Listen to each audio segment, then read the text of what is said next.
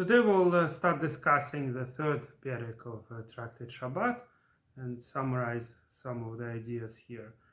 This perek is very practical for us because we still leave the food, warm food for Shabbat based on the ideas that I learned from here. Even though, of course, a lot of things changed. We have completely different types of stoves today, but the ideas of how to have warm Shabbat food are still the same.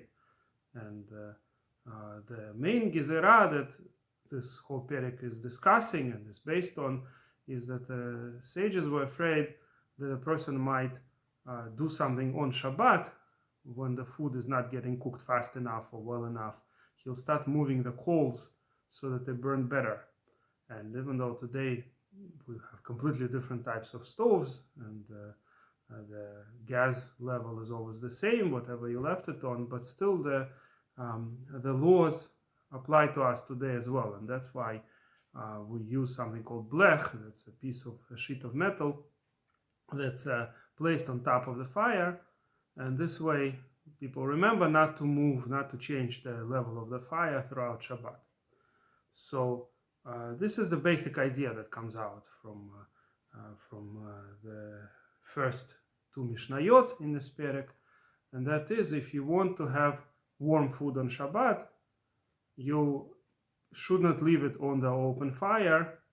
Rather, you cover the coals in those times, and today it's the gas range we cover with a sheet of metal.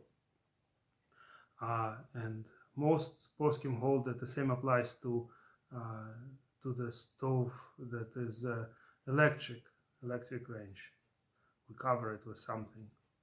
Rav Ovadia Yosef paskent for Sephardim at least to allow having food on top of an electric stove without any special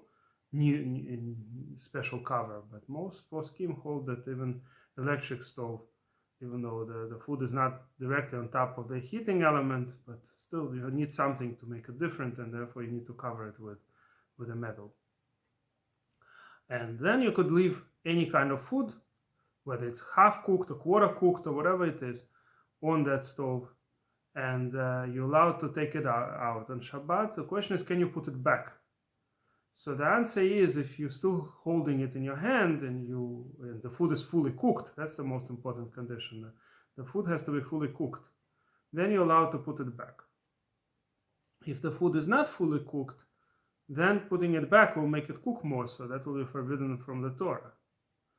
And if a person let the food go, meaning when he took it out, he was planning to put it back, but he didn't hold it in his hand, then at least after the fact there is what to rely on to put it back. But Le'atchila, he should really have it in his hand, so he takes out whatever food he needs and then puts back immediately the pot back on the covered fire.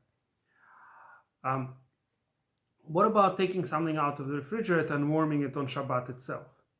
So Rav Ovadia Yosef has a leniency in that too. He thinks that covering with a blech is better than what they used to have, what's called ketuma, when a range was covered in that time, right? When the coals were covered by something. It's not the same as what we do when we cover with a full sheet of metal. So according to him, food that is solid, not liquid, that food is allowed to even be warmed le'atchila on Shabbat if it's fully cooked. So you could take, for instance, cooked chicken and put on top of a blech to warm it up. And most poskim do not agree with it, and certainly no general Ashkenazi poskim do not agree with it. I don't know what percentage of Sephardim follow this psak, because most Sephardi poskim also don't agree with this. So according to most poskim, you're not allowed to just place something from the refrigerator on the blech to warm up. But what you're allowed to do is to warm, again, we're talking about solid food. Liquid foods we consider worse in the respect that when liquid foods get cold, warming them back is considered cooking. So it may be even forbidden from the Torah according to some Rishonim. But if the food is solid, to take it out from the refrigerator and to warm it up, it's only forbidden d'Rabbanan, because it was cooked once already.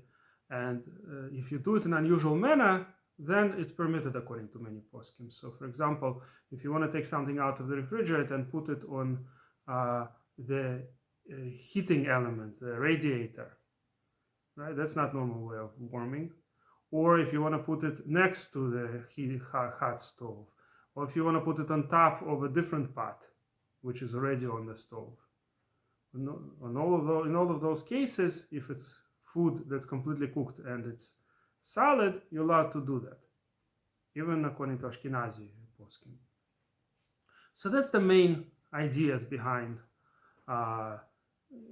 what we learn from this parak. The next parak will be dealing with what's called hatmana, and we'll discuss what the difference is between just simply cooking things or hatmana, and the various opinions regarding that. And then we'll touch upon crack pots and certain other ranges that are used today, which may have special status and maybe, according to some opinions, are worse than just regular warming and cooking.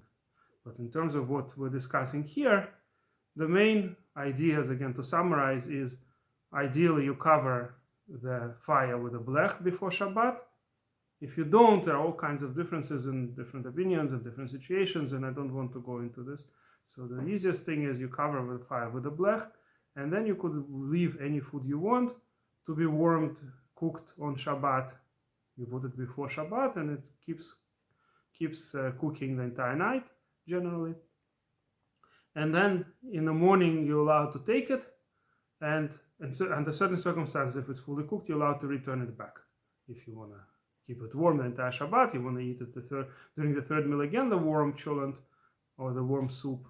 So then when you take it out in the morning, you keep it in your hand, and you take out whatever soup you need, and then you put back so that it continues being on the blech until you need it the next time.